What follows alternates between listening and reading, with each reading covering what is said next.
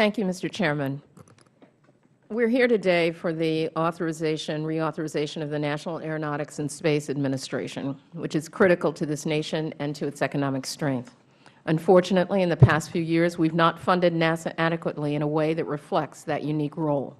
Notwithstanding the fact that the version of the bill we are marking up today incorporates some positive clarifications from the version initially circulated for discussion 2 weeks ago, the current version of the bill still undercuts NASA's funding in fiscal year 2014 by almost $1 billion from the President's request. This is simply unacceptable. Not only does the committee's leadership's bill not contain funding commensurate with the task NASA has been asked to undertake, it gives NASA additional unfunded mandates, such as requiring NASA to establish a program to develop a sustained human presence on both the Moon and Mars while maintaining deep sequestration cuts over the life of the bill. In addition, while the committee print version of the majority's bill authorizes increases for the Space Launch System, the SLS account, over what was in the earlier discussion draft, the top line for the agency has not changed. I am still trying to make sense of that change, especially when all of the exploration ground system funding authorized in the previous version of the bill appears to have gone away. The majority has either just jiggered the books without actually adding any new money to the SLS vehicle program, or they are telling the folks at Kennedy Space Center that they can forget about funding the exploration ground systems. I hope the Chairman can clarify which it is. I am also concerned about the bill's cuts to the account that funds management and operations at our NASA field centers, including Goddard near my district, Stennis, Kennedy Space Center, Marshall Space Flight Center, and the Johnson Space Center, among others.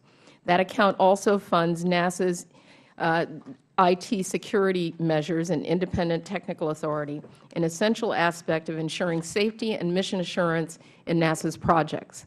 It is an account that has already been cut too much in recent years, and this bill would do even further damage. Further, reductions to the environment compliance and restoration may also have negative impacts on the investigation and cleanup of groundwater and soil contamination at the Kennedy Space Center, which is being conducted to comply with State of Florida mandates. I believe there is a way to ensure funding for these programs at NASA centers all over the country. I could go on, Mr. Chairman, but I think you get a sense of my concerns about this bill. And while I think we all share the goal of a strong and vibrant civil space program, I just can't see how we get there from here with this bill. And while some may say that authorizing funding at levels above sequestration may run contrary to the Budget Control Act, I have yet to find anything in that Act that stipulates the funding that funding committees can authorize. That argument is simply a red herring. It doesn't exist in fact, and it doesn't exist in law. Funding NASA, our nation's crown jewel, at sequestration levels is a choice. It's not a legal requirement, and it's not a choice that I can support.